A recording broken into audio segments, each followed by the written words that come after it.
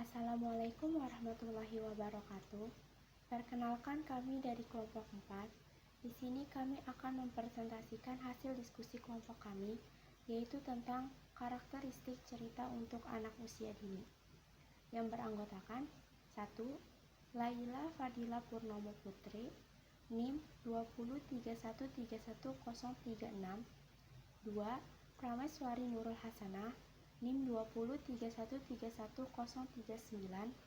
Ketiga, saya sendiri, Nurlaila Hairunisa, NIM 203131048. Materi yang akan kami bahas yaitu pertama, pengertian bercerita, kedua, pengertian cerita anak, ketiga, karakteristik cerita untuk anak usia dini, yang keempat, ciri-ciri cerita anak. Saya Laila Fadila Purnomo Putri, NIM 203131036. Di sini saya akan menjelaskan tentang pengertian bercerita dan pengertian cerita anak. Pengertian bercerita menurut Tarigan menyatakan bahwa bercerita merupakan salah satu keterampilan berbicara yang bertujuan untuk menyampaikan informasi kepada orang lain. Sedangkan menurut Dieni, bercerita ialah suatu kegiatan yang dilakukan seseorang secara lisan kepada orang lain dengan alat atau tanpa alat tentang apa yang harus disampaikan dalam bentuk pesan, informasi atau hanya sebuah dongeng yang untuk didengarkan dengan rasa menyenangkan. Oleh karena itu, orang yang menyajikan cerita tersebut menyampaikannya dengan menarik. Maka dapat disimpulkan bahwa pengertian bercerita yaitu menyampaikan pesan atau informasi menggunakan alat atau tanpa alat dan dibuat menarik dalam menyampaikannya dengan tujuan untuk menyenangkan hati si pendengar. Selanjutnya, pengertian cerita anak. Cerita anak adalah karangan yang menuturkan perbuatan, pengalaman, kejadian sebagainya yang ditujukan untuk anak yang ceritanya sederhana namun kompleks dan komunikatif serta mengandung nilai moral bagi anak. Karakteristik cerita untuk anak. 1. Gaya bahasa. Gaya bahasa yang digunakan yaitu sederhana dan langsung karena disesuaikan dengan usia pembaca. 2. Disertai gambar atau ilustri, yaitu berfungsi untuk memberikan informasi visual dan emosional yang tidak dapat dikomunikasikan melalui teks atau sendiri. 3. Cerita yang difokuskan pada aksi, yaitu yang dilakukan oleh tokoh dalam cerita tersebut dan akibat dan tindakan tersebut. 4.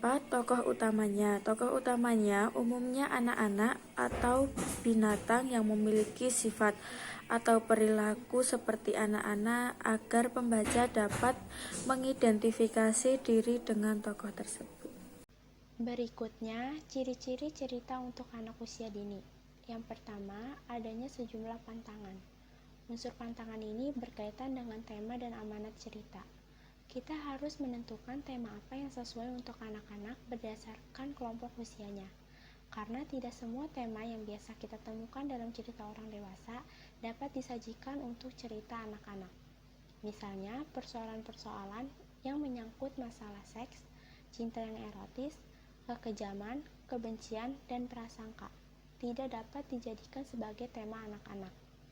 Namun apabila hal-hal buruk dalam kehidupan itu diangkat dalam cerita anak, maka biasanya amanatnya disederhanakan dengan menyajikan akhir yang membahagiakan, seperti cerita Cinderella dan cerita bawang putih bawang merah. Yang kedua, penyajian dengan gaya langsung. Artinya, cara penyajian cerita cenderung beralur datar, tidak menyajikan cerita bertele-tele ataupun berbelit-belit, maka dapat disimpulkan bahwa cerita anak harus dideskripsikan sesingkat mungkin dan menuju sasaran langsung, mengetengahkan aksi yang dinamis dan jelas sebab akibatnya. Yang ketiga, adanya fungsi terapan. Maksudnya adalah cerita anak digunakan sebagai sarana pendidikan oleh orang dewasa. Dan dalam cerita anak sering kita temukan hal-hal yang informatif, adanya elemen-elemen yang bermanfaat, baik pengetahuan umum maupun keterampilan dan pertumbuhan anak. Di sini saya akan membacakan kalimat motivasi yang dikatakan oleh Jim Rohn, yaitu jangan mengharapkan semuanya bisa jadi lebih mudah, Berharaplah agar dirimu bisa jadi lebih baik. Sekian presentasi dari kelompok kami. Kurang lebihnya mohon maaf apabila ada kesalahan kata. Wassalamualaikum warahmatullahi wabarakatuh. Terima kasih.